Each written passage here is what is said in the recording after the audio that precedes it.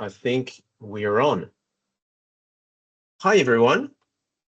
Thank you for joining us. Good morning if you're joining us from Europe, and good afternoon for those joining us from here in Australia. We are running a truly global webinar today. That shows that sustainability reporting is definitely topical everywhere at the moment. So it's glad to see this.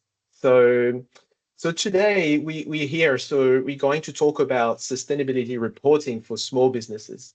And we're going to dissect an award-winning report that was written by James here with us.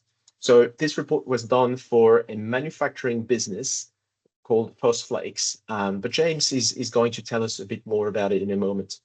I'm going to start with introducing myself. So my name is Julian Bertoli. So I'm based in Australia, and I run a sustainability marketing agency called G Transition. So we help businesses with communicating their impacts, and we also help climate tech businesses with all their marketing needs. I will hand over to James to do a quick intro of himself.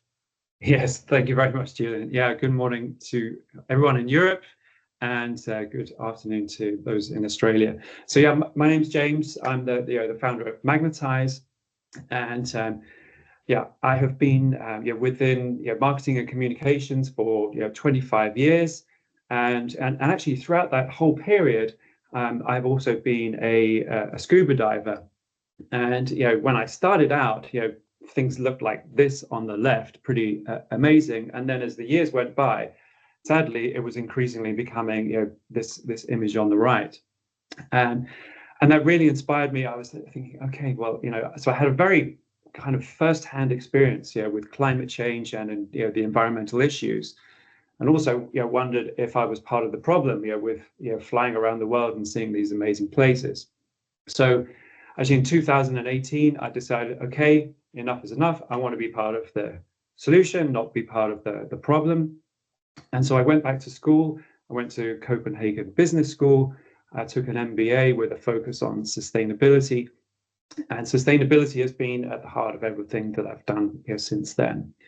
So Magnetize is also a sustainability communications agency, and the vision of the business is for the most sustainable products to be the top selling products. That's what we need to get to if we want to start changing the course of some of the issues that we see around the world.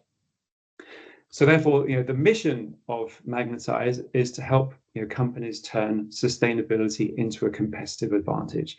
So if you're a company that is taking steps to improve the environmental performance, to improve the social performance of the business or its products, then I want to help you turn that into increased sales and make sure that customers know that there is a better option in the market.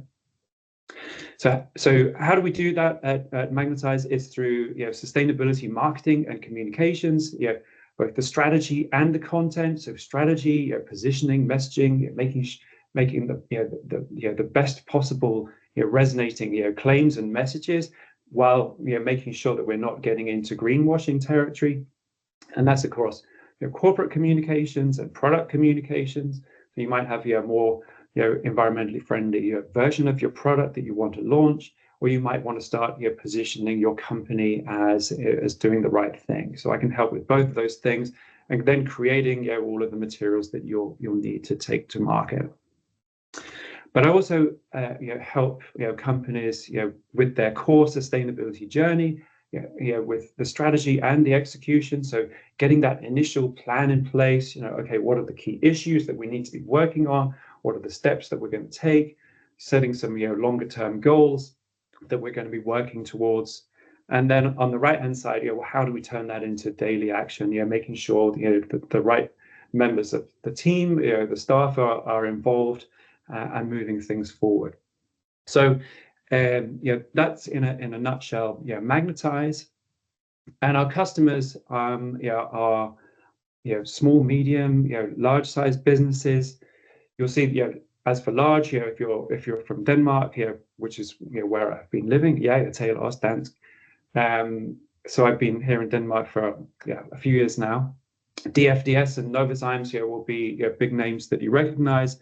And if you're from Australia, Suncorp, that's an Australian bank that Julia and I have worked on together. But it's all kinds of different industries, and from small, medium, and large.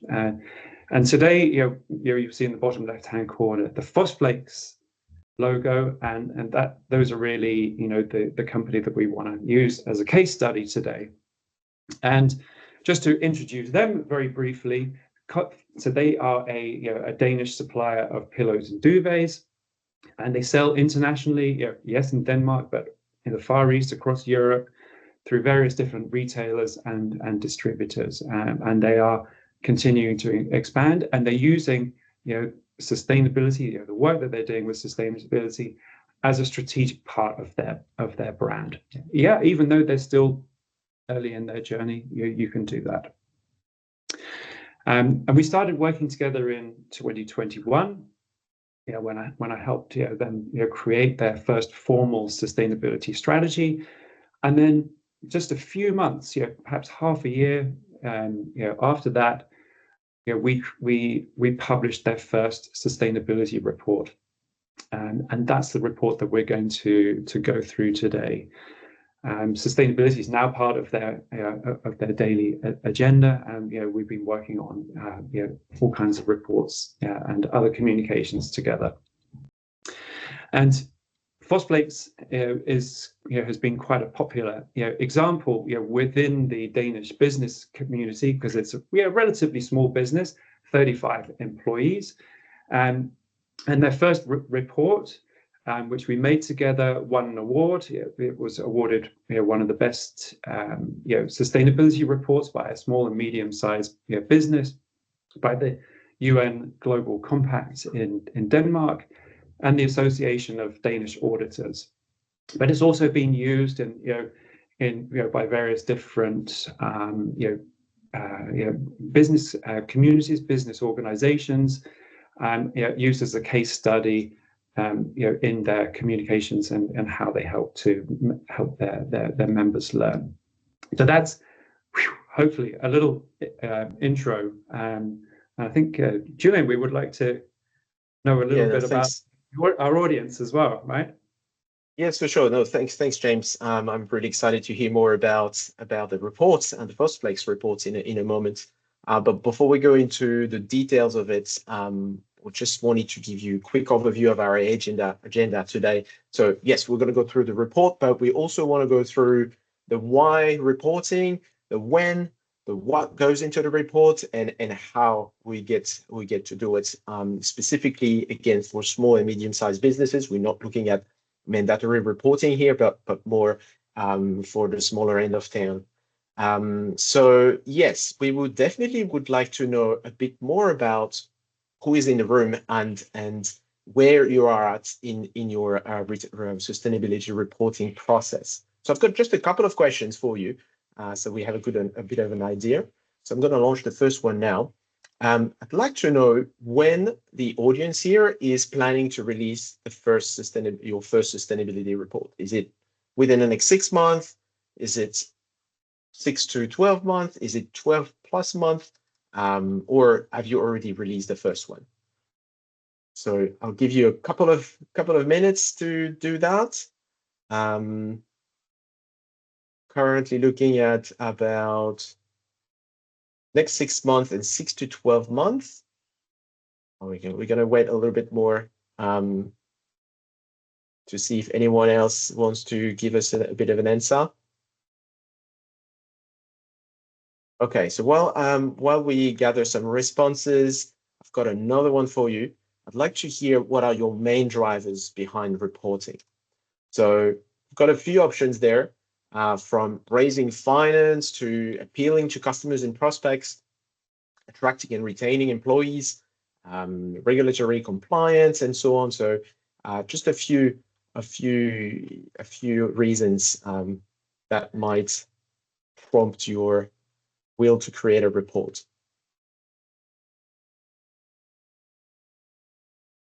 All right, so these are live. It's not working, as you can see. I'm not sure why it's not working.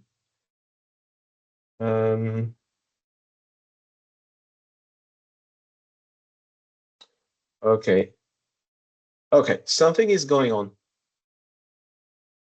Okay, all right. Forget about the questions. For some reason, it seems like no one can see them. Very Okay, strange. too bad. Oh, that's Yeah, a shame. yeah, very strange. Okay, all right, no worries at all. But please put your answers in the chat. In Yeah, any case, yeah, yes, it's good for us. Yeah, for everyone to see. What your plans are. When are you going to be releasing your next report, and what the main drivers are. Is it to meet customer demands, employee demands? Whatever it might be. Just put something in the chat there. That will work instead. thank you, guys. All right. Well, I think James, let's move on to the next slide then. Okay, so the why would we want to have a sustainability report? Sorry, we might have another technical issue. I don't know. For me, I just don't see the slide fully displayed. James, do Okay. you want to go back and come again? It might just be on my end, but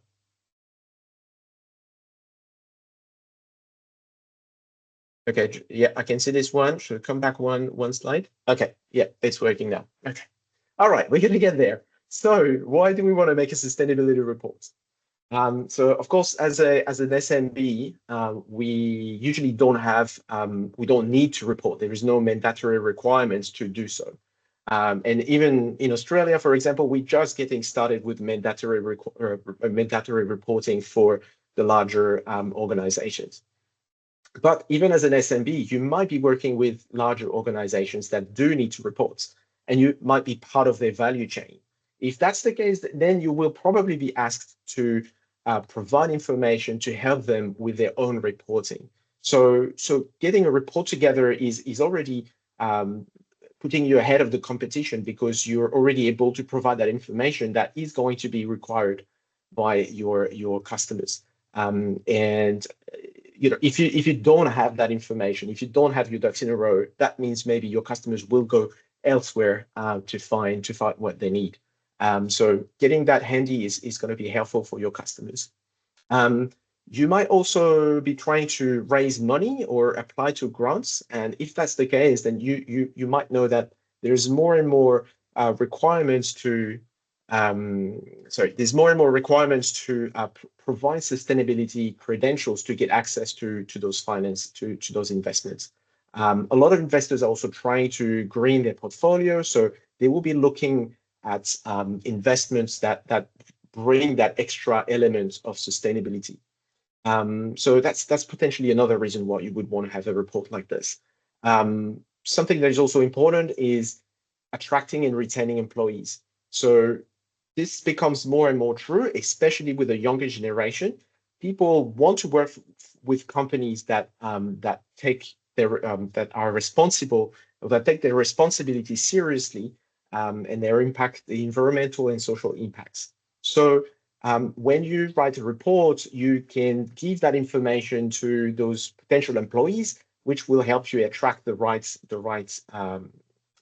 talent and also retain them, obviously. And overall, so doing an annual report can help you demonstrate that you take your impact very seriously to any of your major stakeholders, and that's a good way to build trust and enhance your reputation, and also another way to differentiate from your competitors. So there are many reasons as to why we would want to do a sustainability report. And I think, James, on your next slide, you have a couple of good examples on what that looks like, especially from what was the reason why the founder of Postflakes wanted to create that report in the first place. Yeah, exactly. So we've got some a couple of examples here. So this is Postflakes. This is the founder, Adam. He was totally responsible for bringing Postflakes onto their sustainability journey. And so he's talked about the benefits of reporting to his business. And I'm just going to step through this quote where, part by part. We wanted our employees to know where we stand, and it turns out we're not as bad as we thought. We stand taller now. So I'll just explain that. In their pillows and duvets, they're using synthetic material, made out of plastics, and whereas their competitors are using down and feather. So they automatically thought, oh, we're one of the bad guys because we're using plastic materials in our products. But actually, it turns out when they started going down the reporting road and they started gathering more information, more data, making more calculations, that they were actually not nearly as bad as they thought they were. And in fact, there's a very comprehensive study coming out this autumn, which will show some actually quite surprising results compared to down and feather pillows and duvets. So there was very much this this internal pride. Okay, we're not one of the bad guys that we thought that we were. Secondly, in front of customers, the report puts customers at ease, especially in Europe, USA, Canada, and South Africa, where sustainability is important. So Adam is trying to find new distribution and retail partners who are going to bring these products into the market and grow the business. And in those initial meetings to get to know each other, he's able to say, we understand what the key issues are for our business, sustainability wise. Here's our plan for doing it. Here's our targets, and here's our progress. And immediately, customers are reassured by that. And then, lastly, the positive feedback that they got from the market got the whole management team on board, and the report was instrumental in attracting our new CEO. So when they started out on their sustainability journey, not everyone from the management team was enthusiastic about it. Most were, but there were one or two people like, oh, Rich, should I really be spending time on this? Is it really valuable to the business? I'm super busy with all the other stuff I need to do. But when they saw that, the feedback from the stakeholders, they realized, okay, all right, I get it. I'm on board now. This is valuable. We should be doing this. I'm part of it. And then when Adam decided to step down last year from CEO position and wanted to hire a new CEO, the new CEO saw these reports and recognized, okay, this is a company that understands that this is a mega trend that it can't ignore, that it wants to build its brand based on sustainability and do the right thing, and this is going to be a great foundation for success, and he wanted to be part of that journey. So that was the Fosplates example, and then just one much shorter example. And this is an example appealing to investors. Again, a report that I created last year for a company called Rematch. What Emil said was the new investors were impressed by the report, and it had a great influence on the transaction going through at the valuation we wanted. It showcased that we were a green asset, not a regular company. So just huge, immediate return on investment that Rematch got from their report. So I imagine that there will be similar opportunities for your business as well. Yeah, definitely. Thanks, James. These are really good examples, I think. Okay, so moving on to the next slide, I think we want to talk about the when. So when are we ready to start reporting? That's the question we often hear, right? Is, we feel like we're not ready to report, we don't have enough. So when is the right moment? Well, there's no hard rule as to when we want to start reporting, but we can find a few elements, a few criteria that show that your business is ready for that. The first thing is the leadership commitment. So we want to make sure that we've got the management and the board ready and committed to the long-term the long-term investment into sustainability, because we're not looking at just a 1 year effort. That's going to be a multi-year effort. And so having that support from the board, from the leadership, is going to make all the difference. Because we need a strategic direction, and we also need the resources that are going to help us sustain that agenda over the years. Substance to share. So if you've already implemented some sustainability, some sustainability initiatives, if you have some data that is available, or you've got stories you can share, then you already have substance, right? But if that's your first report, you might not have all of that. You might just have goals and maybe a plan already. And that's also enough, right? That's also substance that you can share. Because again, this is a multi-year journey. So we've got to start somewhere. And all we need is that desire to improve. So that first year might be just about the goals and how you're going to get there. That's going to set your baseline for the years to come. And in the coming years, you will be looking at the first results and how you're tracking along based on that first year, on that first baseline that you set up. So the desire to improve is also another one. And we've got transparency and accountability. And another thing that's quite important, because you want to be willing to show a comprehensive and honest view of your sustainability journey. So that means the successes, but that means also the challenges, the challenges, the obstacles that you're facing along the way. And you actually want to show that that's going to build that authenticity that you need across your reporting and across your sustainability initiatives overall. And the accountability part is important as well. When you start putting those details in the reports, that's going to be fairly deep. Then that keeps you accountable, and that just pushes you to continue over the years to come. Yes, yeah, absolutely. And I think there's another aspect to the when question, and that is actually what time of year. A lot of companies, they will create, publish their sustainability report, a couple of months or so after the end of their budgeting year, after the end of their fiscal financial year. And that's very normal to do it that way. But actually, I've been working with a couple of companies, over the summer that are not doing it that way. They can't wait. They don't want to wait until the end of the year, and then a couple of months after that. They understand. They feel the pressure from their stakeholders to get this information out now. So you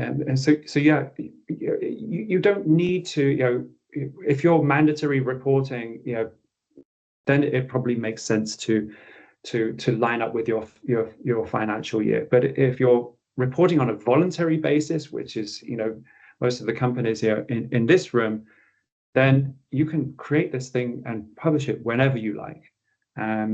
Whatever is the best time for your business. You may have a super busy season already at the end of the year in Q1. So okay, we don't want to do it then. We've actually got, there's a better time of year when this can fit in. So don't feel restricted to, conventions there. That's true. Actually, the more important thing is the consistency, I think, rather than just following a particular agenda or a particular time. All right, James. I think at this point we are going to look into the Force Flex report, right? I'm quite excited. I'm quite interested in seeing what it is and how it is built. Would you take us through it? Absolutely. Yes. Okay. So we'll take a look at this now. This is just to help bring alive what a report can look like. And so we'll walk through a few of the pages. And we'll actually use that 2021 report, which was the initial report that won the prize, because this is the most simple version of their report. In 2022, 23, it starts to get a little bit more elaborate. There's more more data to report. There's more progress, and therefore it becomes a little bit longer and a bit more sophisticated. But this shows, here's where you can start. And I also have to say, this was a report of, in layout, kind of around 20 pages. But there's many companies that, they will start at something much shorter than that, and that's fine as well. So, the most important thing is to get started. And what the judges particularly liked about this report, they said it was open. So, just talking about the challenges as well as the good stuff. It was easily accessible, so easy to find your way around the report and get the information you wanted. And then it was complete as well. It went around all of the key issues that are relevant to the business and provided plenty of context for the reader to understand. So the first main part of the content is the opening letter from the CEO. So this is like the leadership statement where you're setting the scene for why are we doing this? Why is it important to the business? Adam even here talks about why it's important to him personally. He talks about like the commitment. Yeah, this is not something that we do for a few months. This is an ongoing process, and talking about the ambition, their commitment to keep sharing openly their progress. Here's some of the key issues that we're going to be working on over the coming years, and a couple of things that I'm particularly proud of in the progress that we've already made. So that's really what the CEO letter is doing, and it's setting the scene for the rest of the report. Another thing that really sets the scene for the rest of the report is a sort of a schematic or description of the value chain of the business, because sustainability is not just about the four walls of your operations, what's going on in your factory or in your office, but actually in your value chain, in your wider value chain. So this kind of schematic shows on the left hand side, okay, we're making pillows and duvets, and the cotton and the polyester and the polyethylene, that's coming from China or from Taiwan, and by ship and by boats and by truck.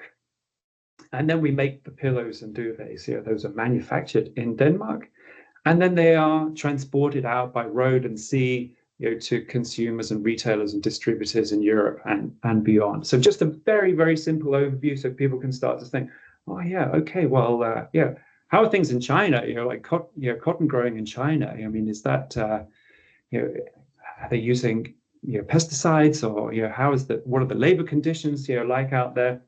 So we're starting to open people's minds to what is going on. And this schematic is then accompanied with a few paragraphs of description, just to elaborate a little further.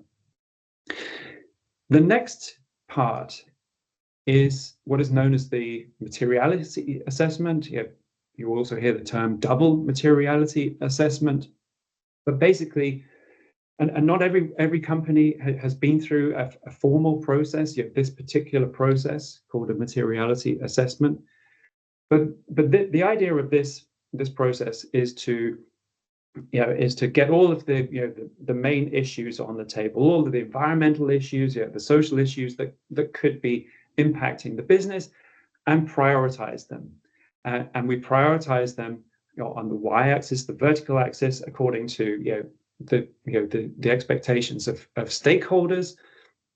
And then on the horizontal aspects, the importance to FOSS-PLAY. So that's typically considering things like reputation and meeting financial objectives.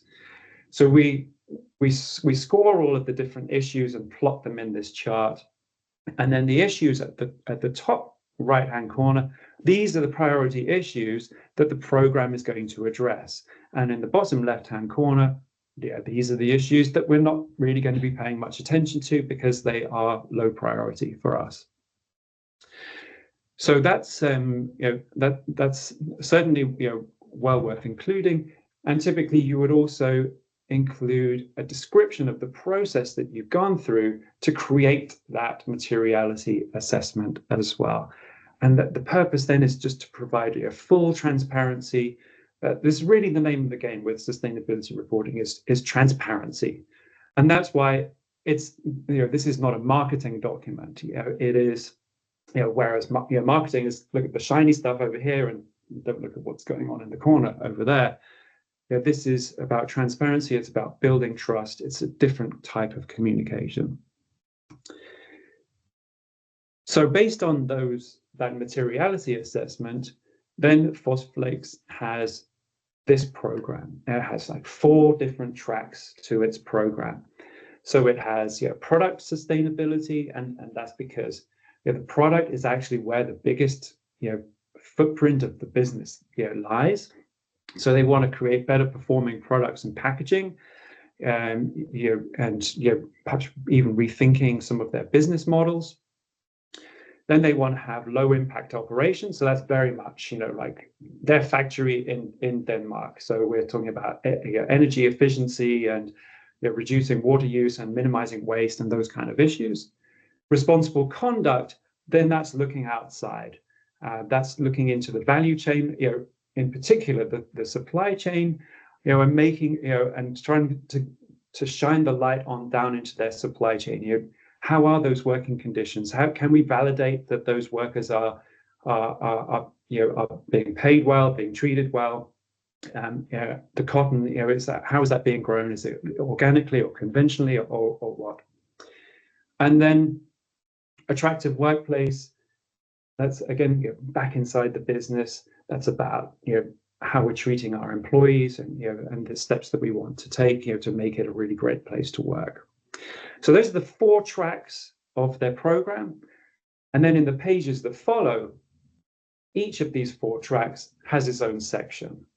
And the structure of that section is identical from one section to the next. So if we look at one of those sections, which we'll do in a moment, we can see how that is built up, and then it's just replicated. So let's do that. We'll take a look at the product section. So it starts with just like a nice clean page to say, okay, we're talking about products here, and here are the UN sustainable goals that we are supporting through our work in this area. By way of introducing our work on the product, we talk about why is this important? Well, because this is the biggest sustainability impact of our business. The focus areas, right? We're going to be looking at different materials. Can we start to move to organic or recycled materials and so on? What happens at the end of life of our product? Do they get thrown in nature, or do they get burned, or what happens there? And then remember, this was the 2021 report. So we're looking ahead, 3 years ahead. What are the goals for 2024? Where do we want to be 3 years from now? So we want to have like the lowest carbon footprint product on the market, for example. That was one of the goals for their product. So that's how we open the section. And then we get into the real kind of meat of it, as it were. Right, okay, so now we look at the constituent parts of the product, and what are we doing to make it better? So we look at the cotton shell, which is like the outer part of the duvet or pillow. Then you've got the filling material, and then you've got shipping, packaging, and then on the next slide you'll see a few more. But so then we take for example the cotton shell, and we say, well, where are we now? Right, okay, well, at the moment it is class 1 certified by Oeko-Tex, which means that it's harmless, doesn't hurt your skin, there's no chemicals in it that are bad. So we got some good things to say, but then we say, right, but okay, but that product is, the cotton is produced conventionally. So we're going to, that means with pesticides and fertilizers. So in the next year, we want to investigate, okay, will our customers accept unbleached cotton? Can we, what can we do to investigate introducing organic cotton and so on? So then So when we step through each of the different materials in this fashion and talk about where are we now and what's coming next. And then on the next page, you'll see we could then go into the sales packaging. We talk about microplastics. Now, microplastics are actually not an issue for phospholates, but they fill a lot of like the sort of the public mind share, or at least they did back in 2021. So we wanted to address that there and give people reassurance. Hey, we got this all under control because of X and Y. The same for product durability. And then they also say one of our big ambitions is to do a life cycle assessment on our product, which gives a really comprehensive scientific evaluation of how well a product performs environmentally. And then finally, we close off this section with the strategic initiatives for 2022. So what are we going to do in the next 12 months in order to bring us closer to our 2024 goals? And so being quite open about that, and then in the subsequent reports, being open about the ones where you've made progress and the ones where you actually haven't made the progress that you wanted to. But all of this just helps to generate the trust and transparency. So that's the structure, and then that is repeated across the 4 different steps, the 4 different tracks of the program. And then at the end, we just close the report with like a simple thanks for reading. Hope you got what you wanted. And by the way, we'd love to hear your feedback. You can get in touch with us this way because we want to have that. We want to know if we met your expectations or not. And by the way, you can follow our progress, our sustainability journey on these channels.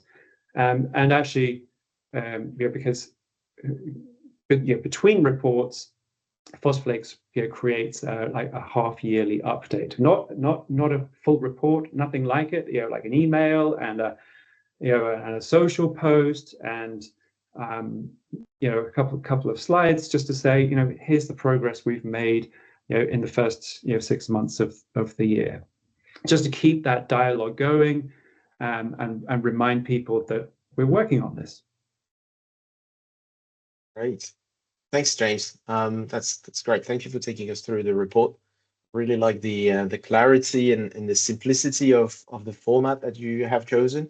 And yeah, so I think also keeping everyone engaged by releasing half year updates. I think it's great. It's just like people don't forget that this is what the company is working on. So it's pretty good. So yeah, great job. Well done. So for those on the call that want to read the report in more details, where can we find it anywhere? Yes, it's on the Phospholates website, phospholates.com, and there's a sustainability tab, and you can read you can read the 3 reports. You can also see how else they communicate around sustainability. There are there's various different web pages. Fantastic. Great. Okay, so thanks for that. So of course, we're not all Phospholates, so we might not have the exact same data, the exact same things to talk about. But what can we put in our reports? As you mentioned, James, even if you don't have a materiality assessment, you can still report.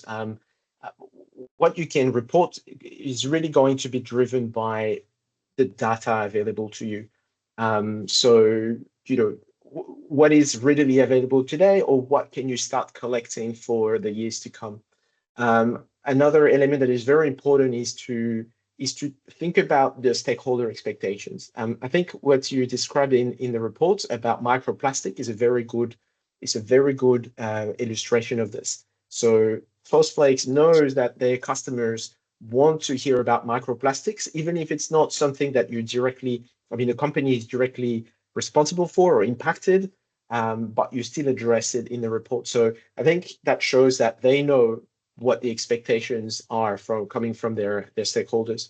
So it's important to think about, yes, what customers need to hear about and want to see, your investors, potentially your employees as well, and think about the industry as a whole. What are the norms in the industry, and what are the things that what are the main challenges that the industry or your industry is facing. So we can add quite a few elements into a report, and usually we look at three categories. So we've got ES and G, so environmental, social, and governance. And so there is definitely quite a few topics within those three main themes. So we're not going to go into the detail of them, but basically around environmental impact, you can look at climate change, so energy and greenhouse gas emissions. These are often things that we can report fairly easily on. If that's relevant to your business, you could look at water consumption. Waste is often something that we see as well. So really pick and choose the elements that are relevant to your industry as much as possible. If we look at the social side of ESG, so there's often a lot of things that are being done in that space, and a lot of companies don't realize that they can report on these as well. So that's going to be whatever you do around employee well-being, diversity and inclusion, training and development. If your part of your supply chain is located overseas, do you take care of labor rights, human rights? So all of these elements can be included into your report. And then we've got the governance side of things as well, which is related to potentially your board. What's the composition of the board, the diversity? Have you got a code of conduct? What are the policies and guidelines that are in place in your business? So all of these can be included into the report. I guess the other element, if you want to go to the next slide, is reporting standards. Yes, of course. So depending on your industry, it might make sense to follow a certain reporting standard to align with your industry. So again, of course, we're not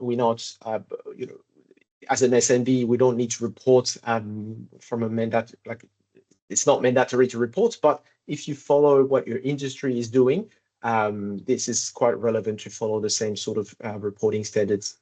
And also the reporting standard that you're going to choose is really going to depend on your audience. Are you trying to address a large audience or a very specific type of audience? So that can also help build that credibility that you need with the potential readers.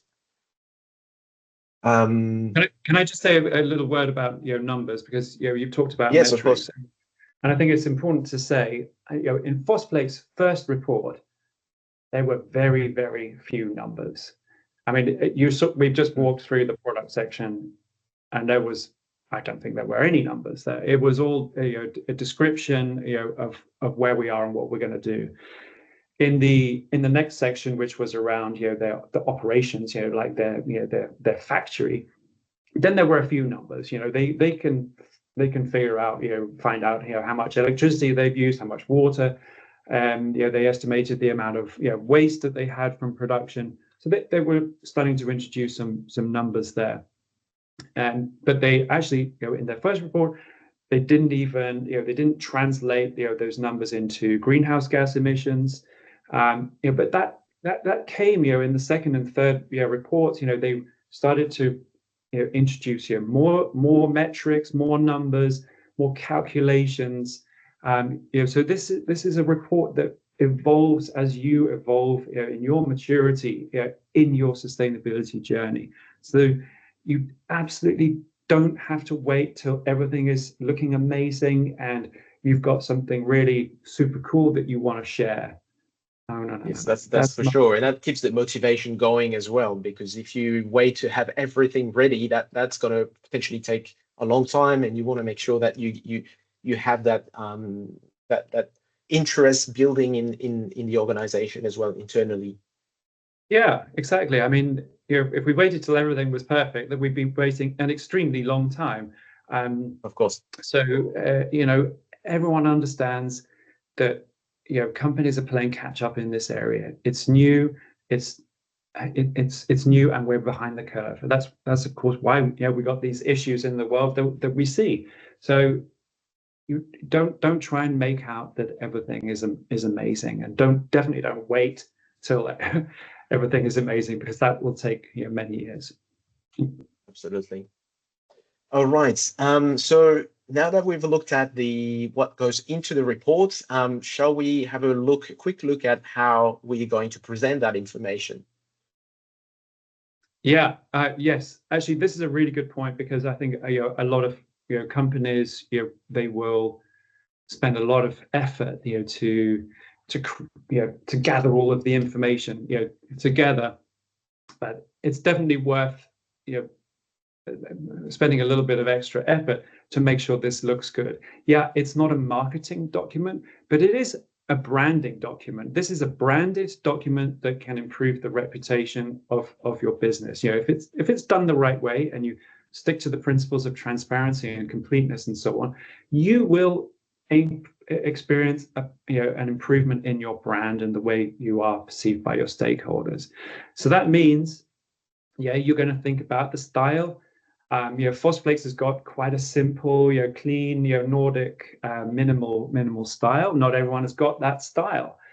So make sure it sounds obvious, but make sure your brand is expressed, in your report, and use the icons and colors and so on that are appropriate for your business. Then there's a second point, which is about photography. There's a lot of cliche images in photography, like the hand with the globe in it, or like the three little growing plants, like seedling plants in the pots. You've got to stay away from those things, because they are cliches. They are associated with greenwashing, and you need to, my strong recommendation would be stick with industry appropriate photography. So here, for example, you see okay, this is how the wool for this product is dyed. It's dyed by hand, by real people, and maybe even looks like a child's hand, out in the I hope not. out in the Far East, Southern Asia. So stick with authentic imagery, and this also includes your internal team. Like, make this, show your employees, show that here we are, we're a team, we're committed to doing this. Slowly but surely, we're making sure that everyone within our organization understands our role, and here we are, we're real people taking real action to move things forward. If you've got a lot of information that you want to share, perhaps like in a highlights page, you can create an infographic style page such as this. Another thing to do over the years, you'll typically find, okay, we've got more data, more numbers to report. We need to start introducing some tables. So that is a normal thing, where you can show, okay, here's where we were in 2020, 21, 22, 23, 24, etc. Or the various different categories there, and so people can see, are we going up and down, and you can describe the reasons why things are going up and down, and maybe even give a forecast. We expect this one to go up before it goes down. And then also, let's be realistic. Like some industries, it's going to be very difficult for them to truly be sustainable, and so Ganni is a fashion brand that acknowledges that, and they say, we're not a sustainable brand. We're working within fashion, but then they say, well, but we're making genuine efforts. Here are the different things that we're doing. Here are our targets, and they create their annual sustainability report. So authentic communication. Not trying to pull the wool over people's eyes and think that, okay, things are better than they really are, because people will smell a rat as fast as you can imagine. Yes, and I think what you mean really, it's we can have a report without being boring, right? It can be fun, and it can be easy to read as well. I suppose there's one caveat here, is to make sure that we avoid greenwashing as well. So very often those that create the reports, or that style the report, or put the elements together are the marketing or communication team. And as marketers, we tend to have bias. We tend to want to show things in a better light than they actually are. And that can be a problem when we talk about sustainability, because we want to be as truthful and as authentic as possible. And this is really, yeah, a lot of marketing resources are not necessarily well versed in sustainability. And you might be doing all the right things, and this is the step that can trip you over and wipe out all the efforts that you've spent over the years, because a lot of greenwashing is actually unintentional. So you want to do the right thing, but taking shortcuts, and yes, you end up greenwashing. So it's important to use the relevant guidelines that exist in your own country. For Australia, we've got the ACCC, which is the regulator that has released guidelines around 8 principles. But pretty much across the board, it's in a nutshell the same thing. So basically, you don't lie, don't exaggerate, don't hide anything, and substantiate anything that you're claiming. If you follow these rules, in theory, you shouldn't have any problem. But it's very important to pay a lot of attention in what the claims that you put forward. Yeah, and basically what you want to avoid is creating a better impression than what is the reality. That's right. Yeah, and that can be a little bit difficult as a marketer. Julie and I are both marketers as well, but it's a different mindset with a sustainability report. There is, when communicating about sustainability, there is a much higher bar in terms of the accuracy and precision of the words and the communication that you're using. It's very significant, but by meeting that bar, you're enhancing your brand. You're doing the right thing. You're moving the agenda, the sustainability agenda forward. Globally, inch by inch, but also helping your business and helping your trust holders, your stakeholders to trust what they're reading. Yes. Okay. Now, once a sustainability report is a fantastic platform for then creating more tailored materials to each of your stakeholders. So what do your investors want to see? What do your employees want to see? Your customers? And I just wanted to show like a small example of from Fosplates how they use their sustainability report. In the bottom right-hand corner, you'll see a slide deck. So these are slides that they use to customers and employees to tell about the journey and how far they've come and what they're working on. On the left-hand side there, you'll see a web page where again they introduce their program. The black strip, that is just some stills from a video that they made, just again just to sort of to tease and introduce that they're working with sustainability and some of the issues that are most important to them. And then the two little squares, those are actually some ads that they've created, to post out on Facebook, for example, to again start to profile the business based on all of the good stuff that is in the report. And the report then acts as the document that you can point to as the evidence for the progress that you're making. So that's how the report and the marketing and sales materials are going to work with each other.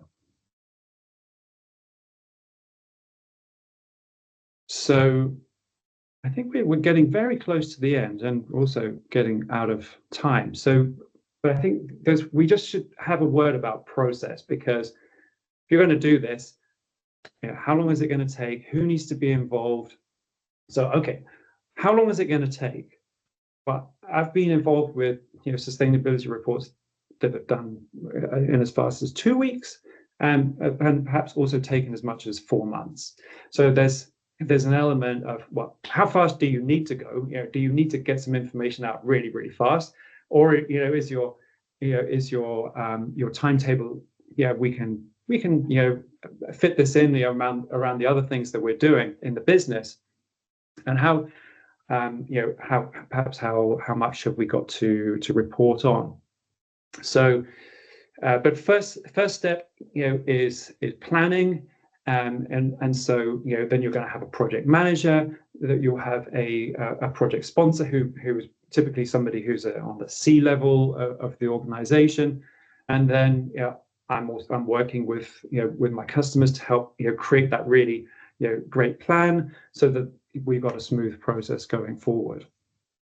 Step 2 is then collecting all the information. That's not just numbers. There will be some numbers, but there will also be some narrative on the actions that we're taking and what are the next steps and so on. And then you start to go out to your functional managers within the business who are responsible for turning the strategy into action to gather that information.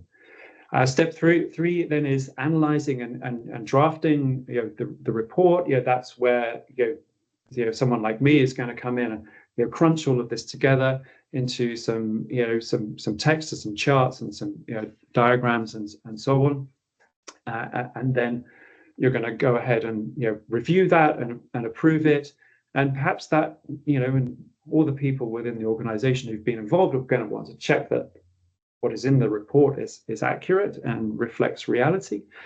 And and you may also want to get that approved at board level as well. So, and then we've got some some approximate timescales. 15% of the total time, for example. Just want to double click on step 1, planning, because a smooth process starts with a solid plan. This is where you're going to get clarity on your stakeholder groups and expectations. So you need to understand how this report is going to support the overall business strategy. You're going to identify any reporting frameworks that you're going to follow. What is the content and how it will be organized? So you have like a content plan. Okay, we're going to have these sections, and in this section we're going to have these items, and that informs the specific metrics that you're going to include, and therefore the information you're going to have to collect from different corners of your organization, which then tells you, right, well, these people need to be involved, and this is going to be their role in the project, and put together a process and a time frame that is going to meet your needs. And we would love to help you get started with that process. For a small business which is quite straightforward, we can help you get started with that for around 5,000 krona or 1,000 Australian dollars. If it's a larger organization, more complexity to it, then it's going to be higher than that. But by all means, get in touch with us. We would love to help you out. Not just get a solid start, but we can also help you out through the entire journey if you would like us to as well. And that would be for Denmark and Europe, get in contact with me, and for Australia, get in contact with Julian. Fantastic. Yes, absolutely. Feel free to reach out.